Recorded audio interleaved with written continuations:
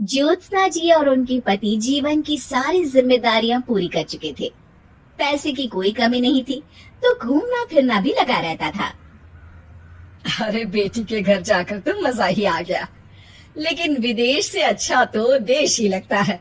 अब मन को चैन मिला। अरे लेकिन वहाँ की औरतें देखिए, कितनी फिट, स्मार्ट और चमकती हुई। आदत से तो बाज नहीं आओगे आप। अरे मजाक कर रहा हूँ यार। अच्छा मैं जरा बाजार होकर आता हूँ। पति बाजार जाता है, जहाँ उसे एक अजीब सी दुकान दिखाई देती है। अरे ये क्या बात हुई? अंदर आओ 50 के, बाहर निकलो 40 के। हम आपकी 10 साल उम्र कम करते हैं। अरे ऐसा क्या करते हैं भला? सर अंदर जाकर ही देख लेता हूँ। अंदर एक सुंदर सी लड़की खड़ी होती है। सुंदरी जी, ये क्या दुकान है? जरा जादू हम पर भी तो चला दीजिए। यस सर, आपको हमारी एग्जीक्यूटिव एक डेमो के लिए अंदर ले जाएगी। आप अंदर जाएंगी तो आप खुद ब खुद समझ जाएंगी। पति अंदर जाता है, जहाँ सेल्स गर्ल मिलकर पति को नकली बाल, नकली दांत, रंग बिरंगी कपड़े के साथ रंगीन चश्मा लगा देती है। देखिए, अब खुद को शीशे पे देखिए और बताइए सर। हाय दयो, ऐसा तो मैं किसी हीरो से कम नहीं लग रहा। दे दो, सारा सामान पैक कर दो। पति खुशी खुशी वहाँ से निकल जाता है। घर आकर वो सारा सामान छुपा देता है। फिर अगली शाम, सुनो मैं वॉक पर जा रहा हूँ। इस वक्त? अरे नाती पोतों को वीडियो कॉल करके बात तो कर लो। अब हाँ आकर करता हूँ ना, पक्का पक्का।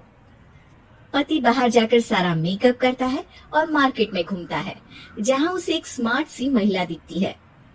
क्या आपको मुझसे कोई काम है? नहीं नहीं, आप तो बहुत हैंडसम है। थैंक्स। वैसे आप भी कम नहीं है। वैसे क्या उम्र होगी आपकी? लगता कितने का हूँ?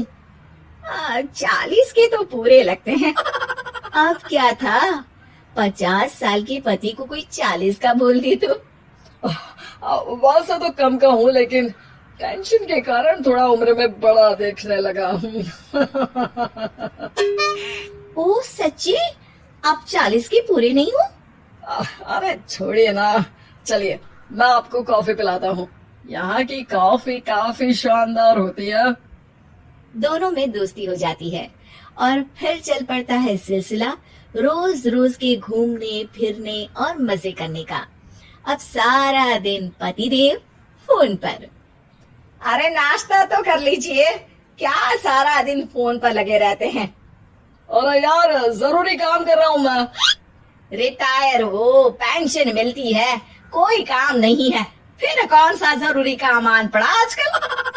अरे एक प्रोजेक्ट के सोशल नेटवर्किंग का काम है, उसे पर काम कर रहा हूँ। ठीक है चलो अब नाश्ता कर लो, देर हो रही है।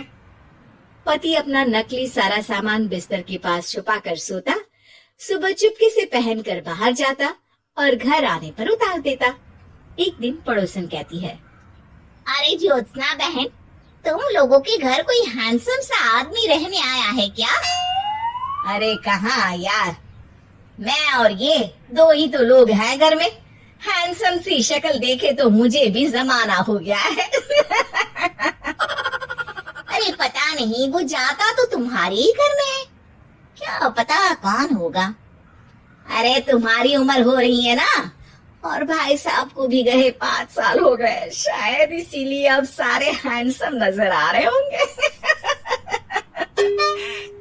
पड़ोसन भी ज्योत्सना की बात पर मुस्कुराकर वहाँ से चली जाती है। एक दिन, अरे सुनो जी, बहू बेटा और पोता आ रहे हैं, कुछ दिनों के लिए वो हमारे साथ ही रहेंगे।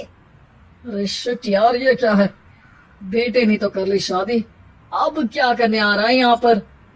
अरे कैसी बात कर रहे हो जी, इस उम्र में तो माता पिता तरसते हैं कि बच्चे आकर साथ रहे, लेकिन आप है कि। अरे ठीक है ना, लेकिन अब देखो सभी व्यस्त है अपनी जिंदगी में। ये लोग आएंगे रहेंगे, कितनी डिस्टर्ब हो जाएगी लाइफ। कैसी बात कर रहे हो? अरे जैसे बहुत हैपनिंग है ना तुम्हारी लाइफ, तो जो बच्चों के आने से डिस्टर्ब हो जाएगी। अरे दिन काटने मुश्किल होते हैं, बच्चे आ जाएंगे तो थोड़ा दिन रात पता तो चलेगा। ओफो, ठीक है, लेकिन बोल देना कि ना कोई मेरे कमरे में आए, ना मेरी लाइफ में दखल दे कि मैं कहाँ जा रहा हूँ, क्या कर रहा हूँ, समझे? खैर, वो दिन भी आ जाता है जब बहू, बेटा और पोता उन लोगों के घर आते हैं। एक दिन, माँ जी, आज मेड नहीं आई है तो मैं आप लोगों के कमरे में झाड़ू लगा देती हूँ।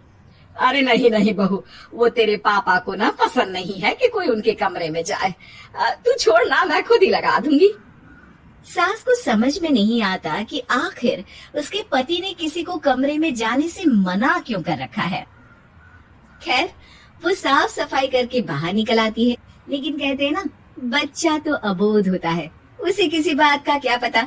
वो खेलते खेलते दादा के बिस्तर तक पहुंच जाता है और बाहर ले आता है दादा का वो सारा सामान जो वो लगाकर घूमते थे। ज्योत्सना की नजर उस सामान पर पड़ती है। वो बच्चे से पकड़कर कमरे में लाती है और पैकेट खोलकर देखती है। हाय रे दैया, ये क्या? लग रहा है कि आजकल ये प्रोजेक्ट नया मिला हुआ है। बेटी बहू के जाने के बाद ज्योत्सना सोचती है कि वो बात करेगी, लेकिन फिर अरे खुद से बात करूंगी तो मुकर जाएंगे। पता लगाना होगा कि माजरा क्या है। कुछ दिनों बाद, अरे यार, ये बच्चे लोगों के आने से लाइफ ना बड़ी डिस्टर्ब सी रही। मैं कुछ देर के लिए वॉक पर जा रहा हूँ, आराम से आऊंगा 2-4 घंटों के बाद, ठीक है?